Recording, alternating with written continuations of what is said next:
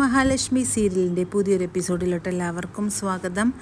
അങ്ങനെ മഞ്ജുവിനെ വിവാഹം വന്നതിന് ശേഷം മഞ്ജു വീട്ടിലെ ജോലികളൊന്നും ചെയ്യത്തില്ല. അങ്ങനെ മഞ്ജുവിൻ്റെ കാര്യങ്ങൾ മാത്രം ചെയ്തുകൊണ്ട് മേഘനാഥൻ്റെ കാര്യങ്ങൾ പോലും ചെയ്യാതെ ഇരിക്കുന്നതുകൊണ്ട് സീമന്തിനിക്ക് വളരെ ദേഷ്യമാവുന്നുണ്ട്. പക്ഷേ അവൾ അതൊന്നും വകവയ്ക്കാതെ അവളുടെ കാര്യങ്ങൾ മാത്രം ശ്രദ്ധിച്ചുകൊണ്ടിരിക്കുകയാണ്. പക്ഷേ സീമന്തിനി ഇതിനെല്ലാം മേഘനാഥനോട് വളരെ പരാതി പറയുന്നുണ്ട്. പക്ഷേ മേഘനാഥൻ പറയുന്നുണ്ട്, അമ്മയൊന്ന് വെറുതെ ഇരിക്കും അമ്മേ, എല്ലാ കാര്യങ്ങളും ഇങ്ങനെ മഞ്ജുവിൻ്റെ പിറകെ നടന്ന് പറഞ്ഞാൽ പിന്നെ അതൊരു പ്രശ്നമാവും എന്നൊക്കെ പറയുന്നു.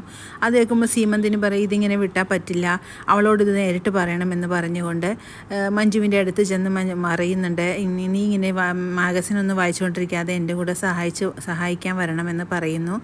അപ്പോൾ അവൾ പറയുന്നു, ഇതൊന്നും എനിക്ക് പറ്റില്ല, എൻ്റെ വീട്ടിൽ ഞാൻ ഇതൊന്നും ചെയ്തിട്ടില്ലാത്ത സ്ഥിതിക്ക് ഞാൻ ഇതൊന്നും ചെയ്യാനായിട്ട് വരുമെന്ന് ആരും കരുതണ്ട, എന്നെ എൻ്റെ പാട്ടിന് വിട്ടേരും, നിങ്ങൾക്ക് ഇനി എവിടെ താമസിപ്പിക്കാൻ താല്പര്യമില്ലെങ്കിൽ ഞാൻ എൻ്റെ വീട്ടിൽ പൊക്കോളാം എന്നൊക്കെ പറയുന്നുണ്ട് മഞ്ജു.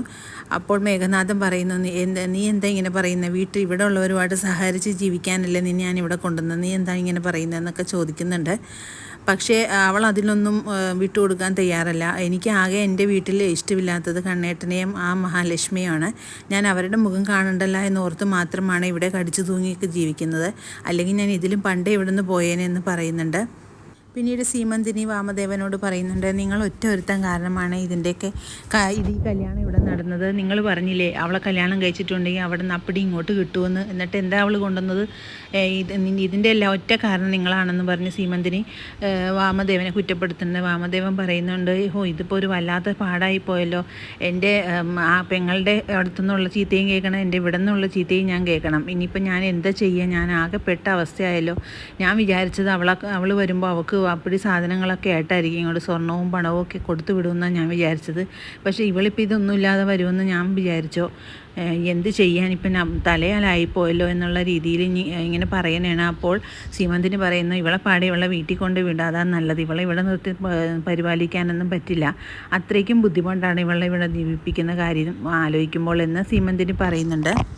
പിന്നീട് അമ്പലത്തിൽ വെച്ച് കാണുന്ന അമ്മ കണ്ണനോട് പറയുന്നുണ്ട്, ഇതുപോലെ നിങ്ങളെ രക്ഷിച്ചിട്ടുള്ള ചെറുപ്പക്കാരൻ ഒരു ആപത്തിൽപ്പെട്ടിരിക്കുകയാണ്, അതുകൊണ്ട് നിങ്ങളവരെ എത്രയും പെട്ടെന്ന് രക്ഷപ്പെടുത്തണം എന്ന് പറയുന്നുണ്ട്.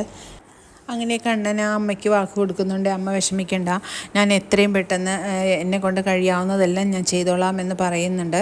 അങ്ങനെ ഇരിക്കെ പിറ്റേ ദിവസം പേപ്പറിൽ ഒരു വാർത്ത കാണുന്നുണ്ട്. പെൺകുട്ടിയെ പീഡിപ്പിച്ച ഒരു സാമൂഹിക വിരുദ്ധൻ എന്നും പറഞ്ഞ് ഹെഡിങ്ങായിട്ട് ഒരു വാർത്ത കാണുന്നുണ്ട്. മഹാലക്ഷ്മി നോക്കുമ്പോൾ, അയ്യോ ഇതെന്നെ അന്ന് ഗുണ്ടകളിൽ നിന്ന് രക്ഷപ്പെടുത്തിയ ആളല്ലേ എന്ന് പറയുന്നുണ്ട്. അപ്പോൾ കണ്ണൻ പറയുന്നു, ഇങ്ങോട്ട് തന്നെ ഞാൻ നോക്കട്ടെ എന്ന് പറഞ്ഞ് കണ്ണൻ നോക്കുന്നുണ്ട് പേപ്പറിൽ. അപ്പോൾ കണ്ണൻ പറയുന്നു, അയ്യോ ഇത് എന്നെയും രക്ഷപ്പെടുത്തിയ ആളാണല്ലോ, ഇത് മാർക്കോ അല്ലേ എന്ന് പറയുന്നു. അങ്ങനെയാണ് മാർക്കോനെ മഹാലക്ഷ്മിയും കണ്ണനും ഒരാൾ തന്നെയാണെന്ന് മനസ്സിലാക്കുന്നത്. അങ്ങനെ കണ്ണൻ എത്രയും പെട്ടെന്ന് അതിനുള്ള നടപടികൾ ചെയ്യണമാണ്.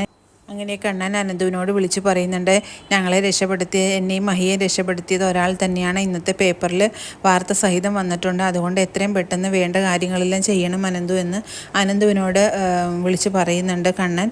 അങ്ങനെ അതും പ്രകാരം അനന്തു അതിനുള്ള നടപടികളൊക്കെ ചെയ്യുന്നുണ്ട്. ഇനിയുള്ള എപ്പിസോഡുകളിലാണ് നമുക്കത് കാണാൻ കഴിയുന്നത്. പുതിയൊരു എപ്പിസോഡിനായിട്ട് നമുക്ക് കാത്തിരിക്കാം.